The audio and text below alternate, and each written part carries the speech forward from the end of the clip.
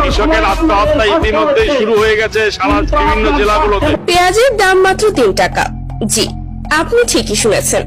গত কয়েক সপ্তাহ ইন্ডিয়ার কৃষকরা আত্মহত্যা, কলকাতার হোটেল মালিকরা হাই মাতাম, কলকাতার আদমগাড়ি লোকগুলা না খায় মরতেছে। তারা বাংলাদেশে হিন্দু, খ্রিস্টান, বৌদ্ধ এদের মতো নিরাপদ নিশ্চিত জীবন আর কোন রাষ্ট্রের মধ্যে নাই। আমরা মুসলমান, বাংলাদেশে 95% মানুষ মুসলমান।